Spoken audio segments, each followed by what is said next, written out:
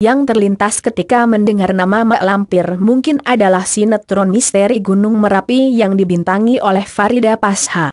Tokoh Mak Lampir sendiri kerap digambarkan sebagai sosok mistis yang jahat serta memiliki wajah dan tawa yang seram.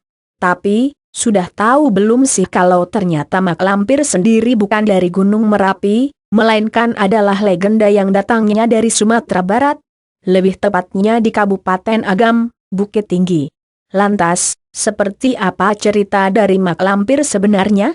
Yuk kita kupas bareng-bareng di sini. Masa lalu Mak Lampir sebagai perempuan cantik. Konon, Mak Lampir adalah seorang putri dari Kerajaan Champa yang pernah menguasai daerah Vietnam Tengah dan Selatan pada abad ke-7.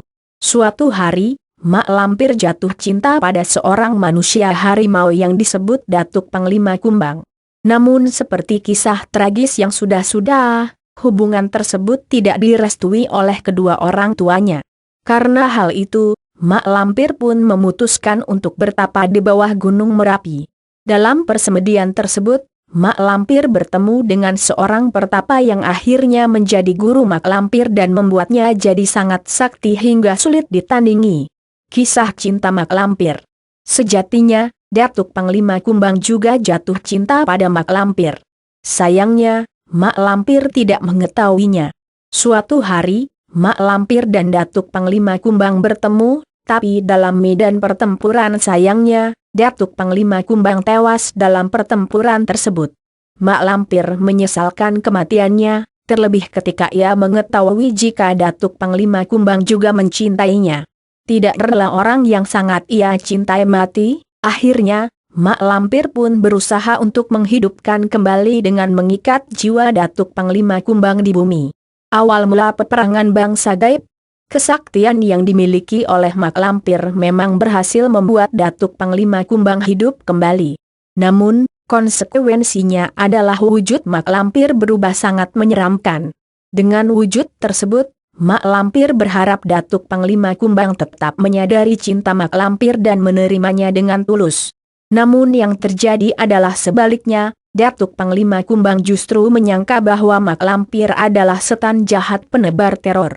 Sejak saat itu, bangsa tersebut pun kerap berperang. Cerita lain yang beredar. Diceritakan dari sumber lain, bahwa Mak Lampir adalah seorang wanita yang ingin hidupnya abadi. Karena itu, ia pun bersekutu dengan jin dan setan untuk mewujudkan harapnya.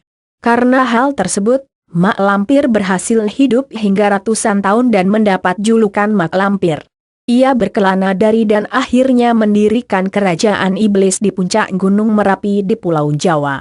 Hal tersebut yang diyakini oleh masyarakat membuat Gunung Merapi menjadi sangat angker dan menyeramkan.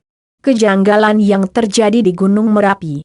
Almarhum Mbah Marijan adalah seorang juru kunci Gunung Merapi yang dulu kerap bercerita tentang kejanggalan dari gunung tersebut.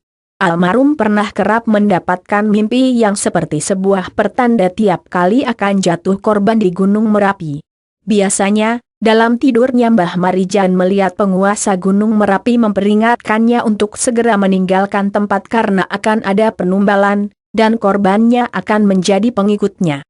Kisah Mak Lampir tersebut akhirnya diangkat menjadi sinetron yang sempat tayang di salah satu stasiun televisi nasional di Indonesia.